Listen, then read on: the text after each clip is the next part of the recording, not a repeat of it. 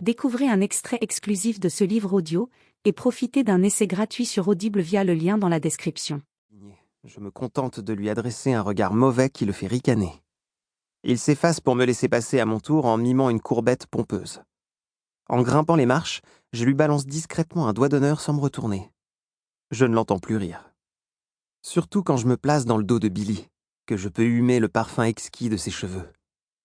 Tandis que les autres admirent depuis la scène la gloire mourante du théâtre, Ben me suit des yeux. La ligne de sa mâchoire se crispe, puis il recule et se détourne, simulant son intérêt pour le décor. Depuis que nous nous sommes battus au manoir assassiné, notre relation est devenue bancale, bizarre, et je ne sais ni comment elle tient ni sur quoi elle repose. Peut-être un jeu tordu entre nous deux, dans lequel Billy entre à peine, même si la rivalité est réelle. En quelque sorte. Après tout, Billy ne s'intéresse pas à lui. Je le sais très bien. Lui aussi. Alors, bien que parfois la jalousie me ronge, je me réconforte en me rappelant que c'est dans mon lit qu'elle se glisse, et non dans le sien. Mais si tout ceci est véridique, l'amitié qui existe entre Ben et moi l'est autant, malgré tout. Je n'en brosse pas les contours, j'ai l'impression qu'il n'en existe pas. Elle n'a aucune fondation, aucune limite. Elle est pervertie d'avance, pourtant je m'en fous. Peut-être parce que je suis habitué à me souvenir de chaque détail, que j'ai trop longtemps appris à observer, déceler, mesurer ce qui compose les gens, que je sais d'avance qu'il vaut mieux garder ses ennemis plus proches que ses propres amis. Ben représente les deux. Mon ami aussi bien que mon ennemi, comme je suis le sien. Il aime ce jeu anormal, il le recherche, le provoque. Quelquefois, ça me fait peur. D'aimer ça aussi, cette tension à fleur de peau. À cette pensée, de vieilles réminiscences remontent comme de la bile et noient mon cerveau. Je réalise alors que moi aussi j'ai été touché, influencé, changé. Brisé, je le suis déjà. Depuis longtemps maintenant. Mon âme ressemble à un puzzle aux pièces mélangées et parfois perdues.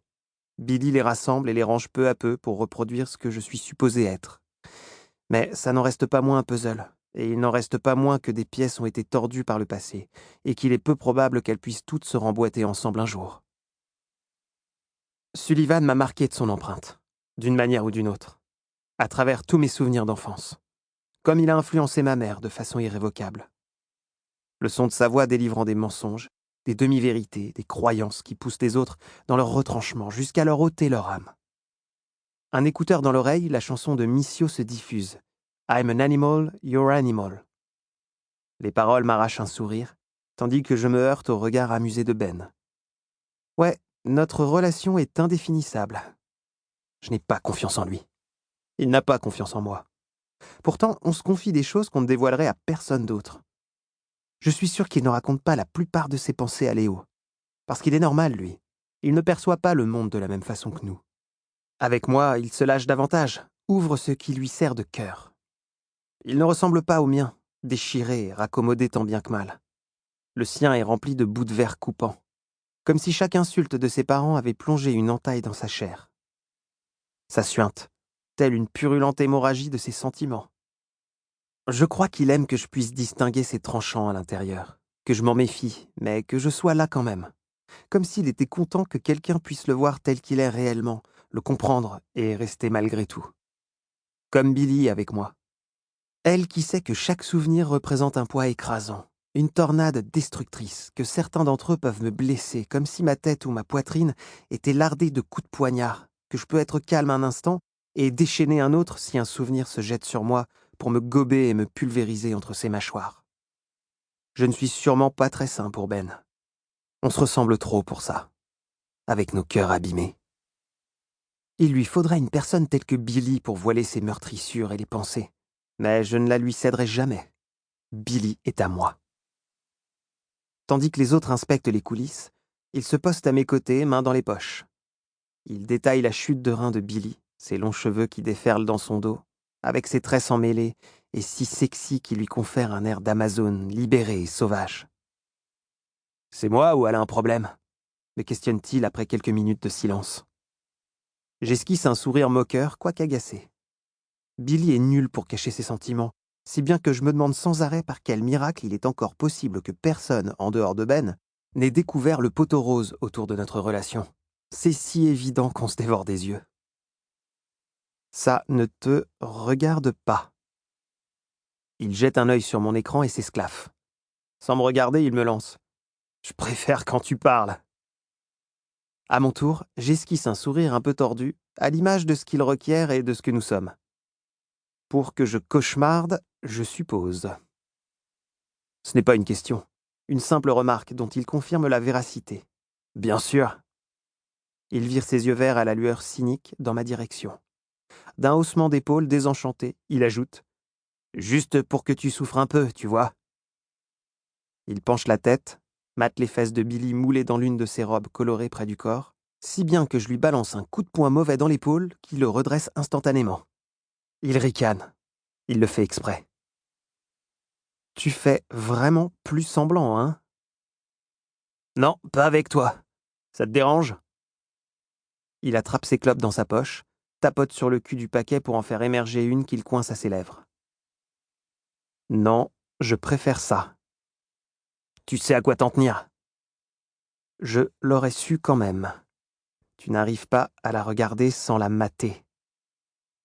C'est vrai, je manque de discrétion. Elle s'en rend compte, j'espère. Il allume sa cigarette et relâche une volute de fumée. Tu la mets mal à l'aise. Ça m'étonnerait. Toutes les filles aiment qu'on les reluque, même Billy. Billy aime que je la reluque, moi. Toi, elle s'en cogne. Maintenant, j'aimerais vraiment que tu parles, se moque-t-il avant de creuser les joues pour aspirer un soupçon de nicotine. Pour que tu souffres beaucoup. Parce que ce n'est jamais faible, n'est-ce pas, quand tu te souviens. C'est quoi ton échelle de souffrance? Qui sait? Je n'ai pas assisté à la mort de ma mère. Je la vois seulement baiser des inconnus. C'est pas très comparable.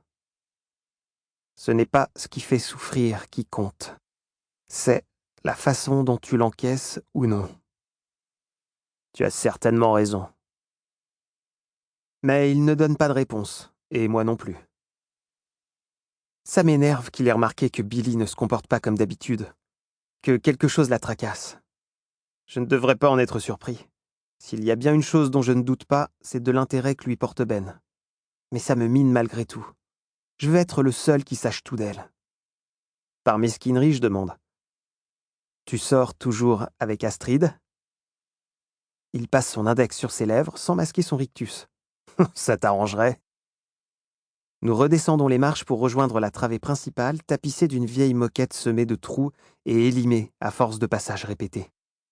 De là, nous avons tout loisir de contempler les autres en train de gambader sur la scène, mimer un spectacle de danse et de théâtre sous les éclats de rire. Non, je sais que t'attends ta chance. Je me demande jusqu'où tu peux te montrer patient, parce que je ne suis pas prêt de t'en laisser une seule. Astrid m'occupe. Elle est mignonne, pas conne et ouverte, très ouverte. Je lève les yeux au ciel face au sous-entendu lubrique dont il se fout royalement en prime. Il se rapproche de moi, épaule contre épaule, tire une taffe. J'attends seulement que ça vous pète à la gueule. Quand je veux quelque chose, on m'a appris à être patient pour l'obtenir. Chez moi, on est blindé de thunes. Difficile de le cacher, je suppose. Mais tu sais pas ce que je dois faire seulement pour pouvoir me payer la cafette tous les midis. Supplier? Je lance ça comme ça pour le faire chier. Mais il ne répond pas. Et je me fige, éprouvant le filet glacé qui coule dans mon dos. Son regard aux nuances malachites se balade sur la scène. Mais je devine qu'il n'en perçoit plus rien. Lui aussi, il s'est perdu dans un souvenir. Il m'en donne confirmation quand il me demande « Quand tu te rappelles du passé, c'est quoi le plus fort qui te revient dans la gueule ?» Ça dépend du souvenir qui me revient. Quand c'est Billy? Se moque-t-il en une vaine tentative pour m'atteindre et rallumer son orgueil. Je crèverais avec cette réponse, mon pote. Ce souvenir, il est juste là. Je tapote ma tempe. Je me doutais que tu répondrais ça. Pour moi, c'est quoi, le truc dont tu te rappelles en premier? La façon dont tu regardes le monde et les autres. Il lève un sourcil en relevant les yeux de l'écran. Je regarde comment?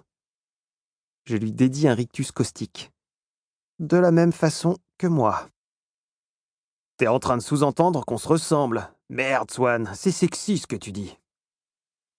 Il me donne un coup de coude, puis me lance en reculant d'un pas vers la travée, n'attendant pas de réponse de ma part. Non, je regarde pas comme toi, Swan.